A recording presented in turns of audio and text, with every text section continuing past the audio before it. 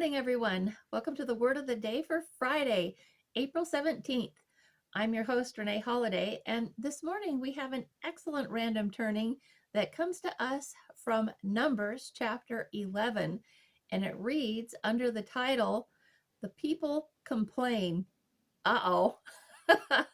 We all know God hates it when the people complain. We're supposed to be thankful, like thankful for everything all the time because we are unaware of just how much God has going on behind the scenes on our behalf all the time.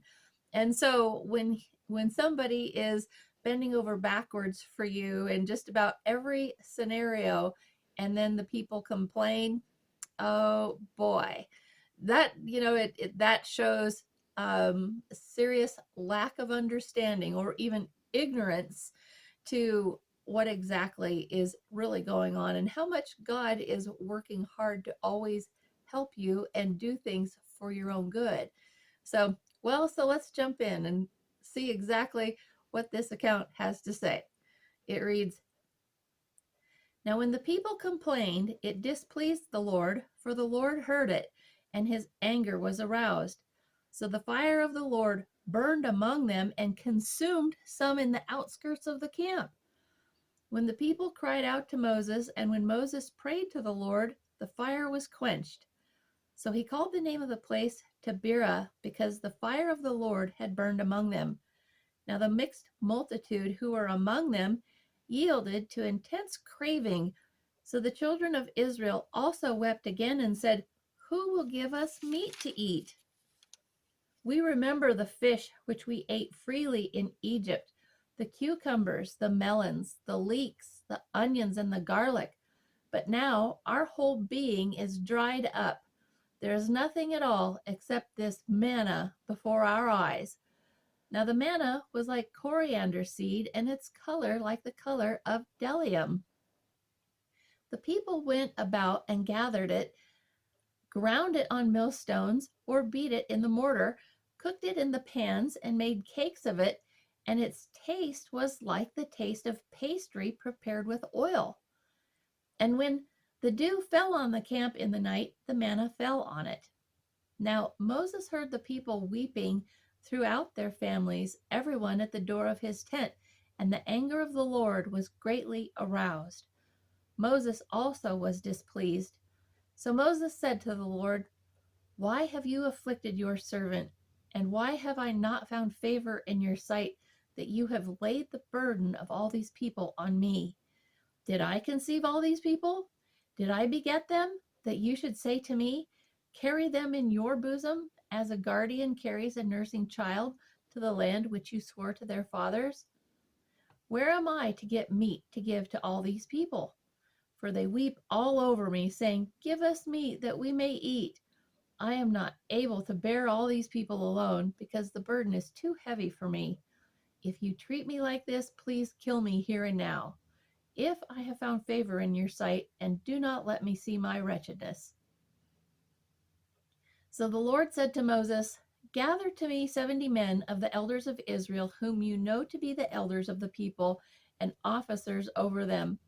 Bring them to the tabernacle of meeting, that they may stand there with you. Then I will come down and talk with you there. I will take of the Spirit that is upon you, and will put the same upon them, and they shall bear the burden of the people with you, that you may not bear it yourself alone. Then you shall say to the people, Sanctify yourselves for tomorrow, and you shall eat meat. For you have wept in the hearing of the Lord, saying, Who will give us meat to eat? For it was well with us in Egypt. Therefore the Lord will give you meat, and you shall eat. You shall eat not 1 day, nor 2 days, nor 5 days, nor 10 days, nor 20 days, but for a whole month, until it comes out of your nostrils and becomes loathsome to you, because you have despised the Lord who is among you, and have wept before him, saying, Why did we ever come up out of Egypt? And Moses said, The people whom I am among are 600,000 men on foot. Yet you have said, I will give them meat, that they may eat for a whole month. Shall flocks and herds be slaughtered for them, to provide enough for them? Or shall all the fish of the sea be gathered together for them to provide enough for them? And the Lord said to Moses, Has the Lord's arm been shortened? Now you shall see whether my word will befall you or not. So Moses went out and told the people the words of the Lord, and he gathered the 70 men of the elders of the people and placed them around the tabernacle. Then the Lord came down in the cloud and spoke to him, and took of the Spirit that was upon him, and placed the same upon the 70 elders. And it happened, when the Spirit rested upon them, that they prophesied, although they never did so again. But 2 men had remained in the camp. The name of one was Eldad, and the name of the other Medad. And the Spirit rested upon them. Now they were among those listed, but who had not gone out to the tabernacle, yet they prophesied in the camp. And a young man ran and told Moses and said, Eldad and Medad are prophesying in the camp. So Joshua, the son of Nun, Moses' assistant, one of his choice men, answered and said, Moses, my Lord, forbid them. Then Moses said to him, Are you zealous for my sake? Oh, that all the Lord's people were prophets, and that the Lord would put his Spirit upon them. And Moses returned to the camp, both he and the elders of Israel. Now a wind went out from the Lord, and it brought quail from the sea, and left them fluttering near the camp, about a day's journey on this side, and about a day's journey on the other side, all around the camp, and about 2 cubits above the surface of the ground. And the people stayed up all that day, all that night, and all the next day, and gathered the quail. He who gathered least gathered 10 homers, and they spread them out for themselves all around the camp.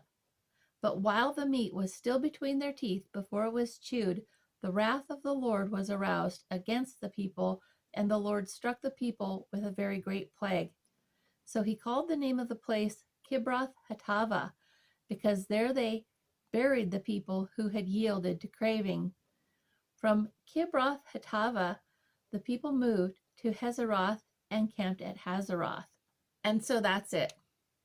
Wow, that is such an intense story, because this shows many things about the Lord. First of all, that uh, I don't know how many of you have ever been in the position of being a parent when your children are unthankful, or even worse, when they should be thankful and instead they're complaining, and and then they demand more.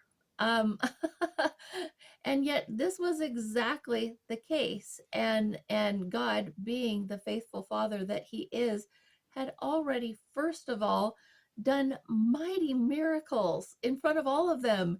I mean, my goodness, first of all, He answered 400 years worth of prayers of them having been in slavery to the Egyptians, and He delivered them, and not just by a political decree where somebody said, okay, well, it's time for the Jews to go, and then they sent them on the way.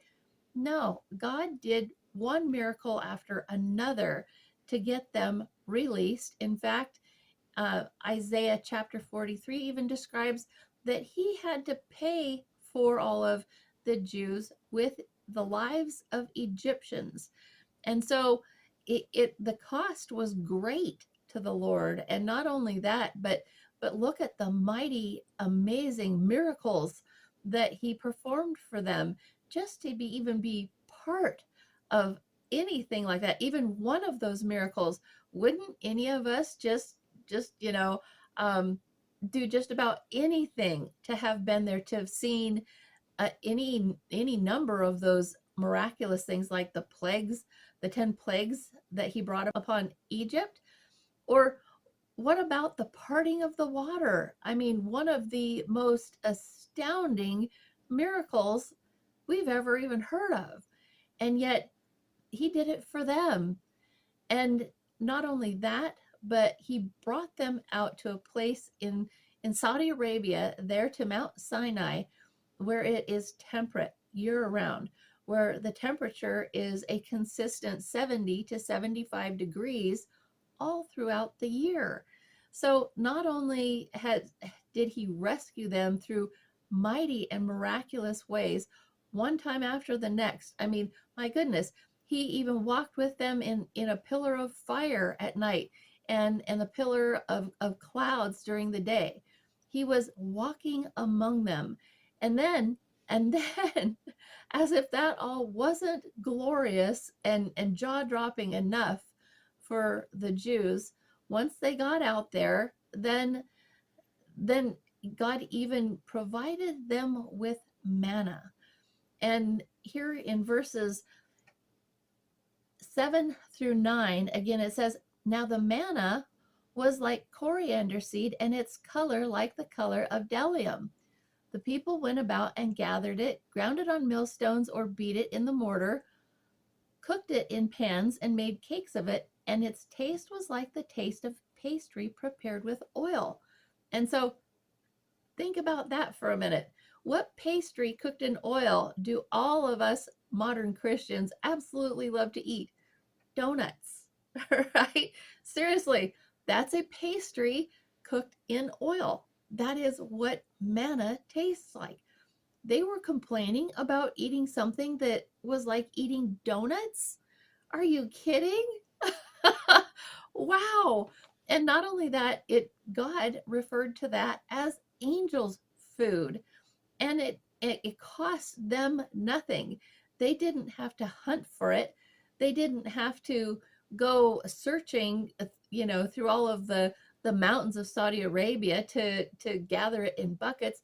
He provided it for them with the dew each morning. So the dew settles on the land, and there's the manna right there given to them on a silver platter, more or less. And yet they are so, I don't even know what the word is. I don't know. Thankless doesn't cover it. It's almost like I'm not really sure if that is just flat out idiocy, that you wouldn't even stop to consider the miraculous event that you're part of, that humanity, that this doesn't happen to the rest of the human beings, right? If you're there at that time, you're one of the blessed few. And so you could imagine the anger of the Lord after all of that. I mean, we all know that he has a a huge span for patience and long suffering, but that made him furious. He had done so much on their behalf and listened to their complaining and prayers for deliverance for 400 years. And when he finally delivers them, then they complain. And like it says, his anger was aroused, and it sent fire through the camp and burned the people on the outskirts. And so, well, that's really something. First of all, you always need to be reverent always to the Lord. Don't forget, he is the creator of the entire universe, who knows everything. He knows absolutely everything. Whatever expert there is in whatever field, he's the superior expert to them in every single field. He's miraculous. He is God. He is holy. And so to be anything but reverent and thankful is not just disrespect, it shows your intense lack of understanding for authority. And so just like how the fact that Jesus was so impressed with the Roman centurion when he said, there's none with as great a faith as this guy, right? And why was he so impressed by the centurion? It's because the centurion flat out understood authority. He said, well, I have authority, and I say this and they do that, and I order this person to do this and they do it. And so he basically understands the model of authority. Whoever is the boss gets to tell everyone what to do, and the people do it like snap, snap, right? And so he looked at Jesus and he went, oh, you're definitely the authority. And so, since you are the authority, please heal my servant. And Jesus was like, fantastic. You get it. You get it. You know, none of the Jews or the Hebrews that God had rescued from the Egyptians, not none of them, but quite a few of those people had no concept about authority, even though they had been slaves for 400 years. They most certainly recognized the authority of Egyptian slave masters. And yet, when God was kind and compassionate and merciful to them, they took advantage of his kindness and his mercy. And apparently they felt like because if he's nice to them that they could trample on him, or they wouldn't have to you know do what he said, because they're used to some tyrant over them with a whip.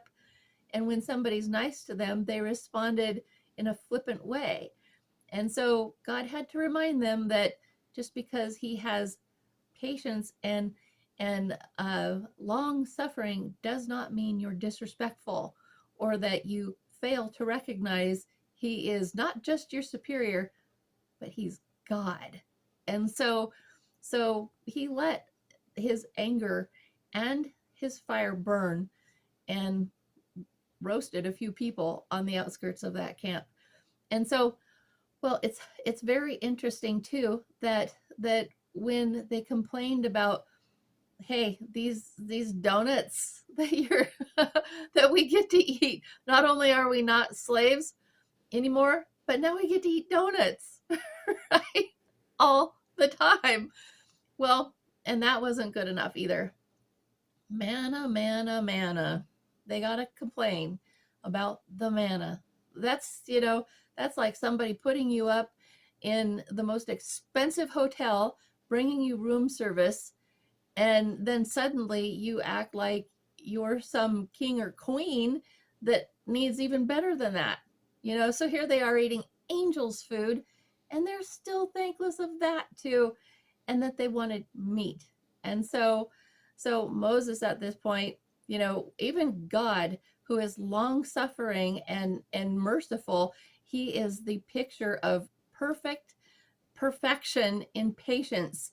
And yet he roasted people on the outside of the camp, on the outskirts of the camp. And so you could just imagine Moses and his, more or less, like he's had it up to here, and they keep pushing him, and he's telling God, just kill me, please, just kill me. All these people, I didn't they're not my children. I shouldn't have to deal with all these people, and they're horrible. And so you could just imagine exactly why Moses felt the way that he did. The thanklessness is the most insulting part of all. And I'm telling you all this and explaining it at length because so many of us today treat God in a thankless manner, and we complain. We complain about this, we complain about that, we pray, we complain to him in our prayers, constantly complaining. Oh, this isn't good enough, that's not good enough. And yet here we are in the modern era, where we've got more luxuries than anybody in the history of the world ever had. We have electricity, we have electric stoves, we have uh, phones at our fingertips that can communicate with anybody anywhere in the world instantly. We can look up anything we want and know the answer instantly. We are spoiled to death. And yet, Christians, oh my goodness, Christians complain a lot, a lot, a lot. And so keep in mind that we are blessed beyond measure to even be in this era of such abundance and such luxury. And we're spoiled. We're spoiled. And so this is extremely important to remember, that God hates it when people complain. We should be nothing but thankful to him at all times, because we can't see the behind the scenes efforts that God is always putting out for us, always trying to benefit us and do things that make our lives better. Everything he does to make our lives better and improve them.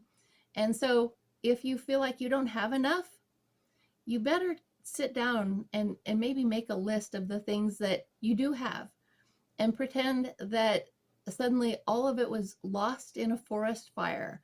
You know, a fire swept through and burnt down your house, burnt your cars, burnt your garage, burnt everything that you own, burn it all to the ground. Pretend that happened to all of your stuff. And then the next week somebody threw a big fundraiser and you were able to buy it all back. Just imagine how thankful you would be to get all your stuff back. So that's the kind of mental attitude we need to be checking ourselves with, that we are blessed beyond measure, and to remember those blessings and be thankful to God. And it says too that when we approach God, that we are to approach him with thanksgiving and praise. And I might add to that, humility.